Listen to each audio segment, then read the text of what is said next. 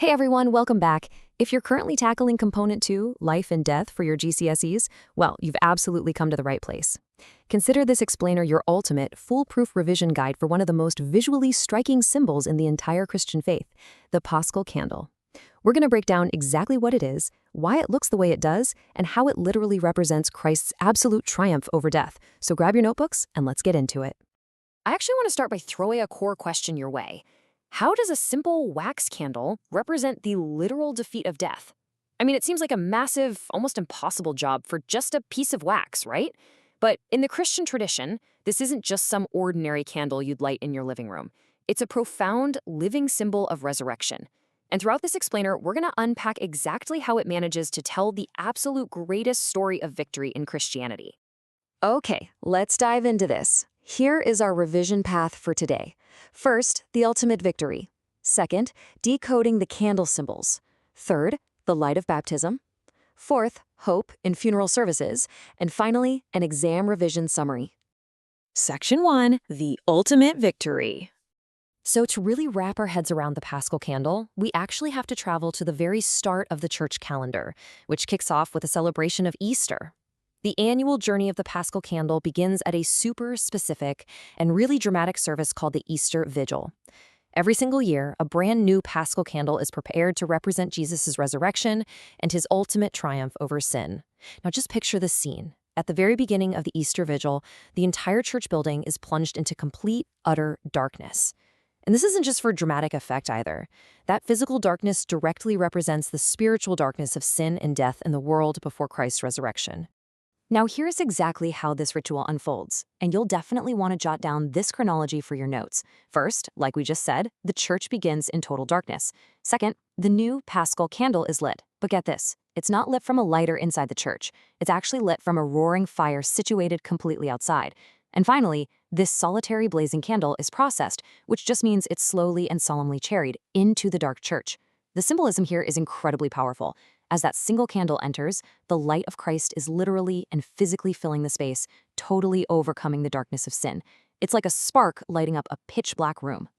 And this whole incredible procession culminates in something called the Exultet. You will absolutely want this simple definition written down for your exam. The Exultet is an ancient hymn that's joyfully sung at the very end of the candle's procession into the church. Its whole purpose? To audibly proclaim Christ's triumph over sin. It reinforces that core theological concept that because Jesus was resurrected, death has been entirely and permanently defeated. Basically, the light has officially won. Section 2, decoding the candle symbols. Now, what's really interesting about the physical object itself is that the Paschal candle is a highly codified artifact. It's definitely not just decorated randomly to look pretty.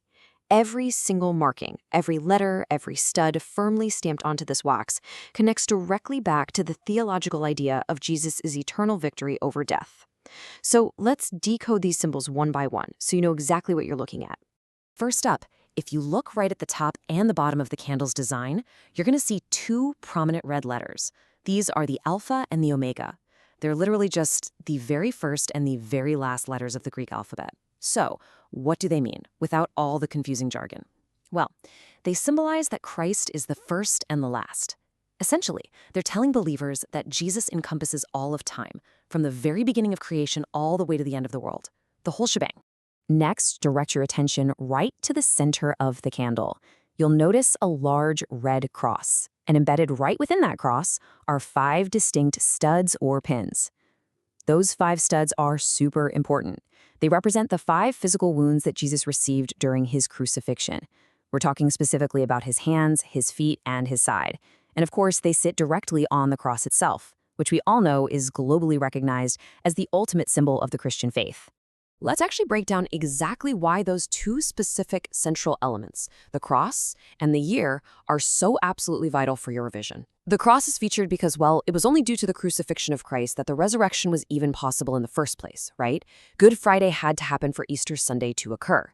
And surrounding that cross, you're going to see 4 numbers representing the current year. Sometimes it might say 2016 or whatever year we're currently in, but every single year the new candle is marked with that present year.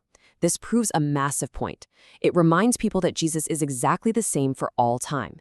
It means that the salvation earned by Jesus isn't just some historical event trapped way back in the past. It is as real and impactful right now, today, as it ever was.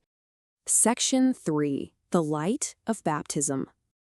Okay, moving on. Let's explore how this exact, identical object, this massive symbol of resurrection, is practically applied at the very beginning of a Christian's earthly life.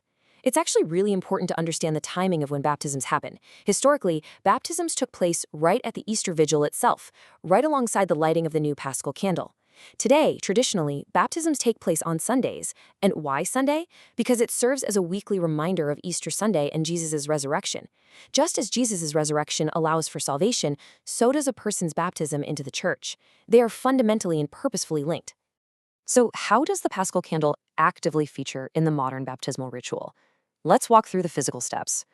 During a baptism, the Easter candle is placed right near the font, which is that basin holding the baptismal water. It's lit specifically to remind everyone present of the resurrection. And here is the truly fascinating part. During the ceremony, a much smaller candle is taken and lit directly from the blazing flame of the Paschal candle. This new, freshly lit candle is then handed directly to the baptized person, or, to their parents if it's a baby. So the crucial point is exactly what that transferred flame means for the individual.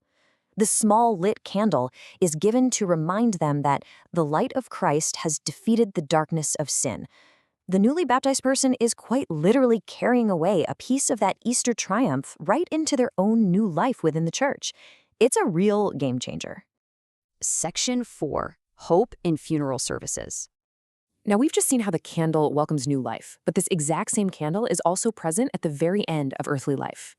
During a funeral service, the Paschal candle, which, by the way, is sometimes just simply called the Easter candle, is once again lit as a sign of the light of Christ. But here, the context of the room changes entirely.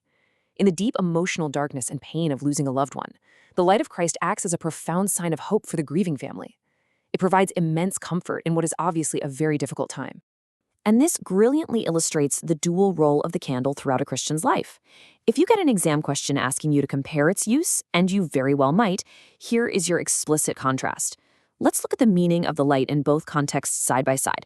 In baptism, lighting the candle means defeating the darkness of sin to begin a brand new life. But in funerals, lighting the candle is a sign of immense hope that the deceased person is now actively sharing in the eternal life of Christ. It's the exact same light and the exact same ultimate triumph, just providing entirely different meanings at the beginning and the end of the human journey. Section 5. Exam Revision Summary. Let's move to our summary and see how this all builds together. Get your screenshot buttons and flashcards ready because this is where we condense everything into exactly what you need. Listen closely. Your GCSE examiners are absolutely looking for these exact definitions and symbolism. Memorize this layout. The Alpha and Omega mean Christ is the first and last. The 5 studs strictly represent the 5 wounds of the crucifixion. The cross reminds us that the crucifixion is what actually made the resurrection possible. And finally, the year stamped on the wax proves that Jesus is the same for all time, meaning salvation is as real right now as it was in history. Honestly, if you can confidently map these physical symbols to their core theological meanings on exam day, you are going to absolutely crush this topic. As we wrap up this explainer, I want to leave you with one final provocative thought to truly synthesize everything we've just learned together today. If the Paschal candle represents both the very beginning of a Christian's life at baptism and the end of earthly life at a funeral, how does its enduring light entirely change the way we view death? Think about that triumph as you review your notes. Good luck with your exam revision and keep seeking the light.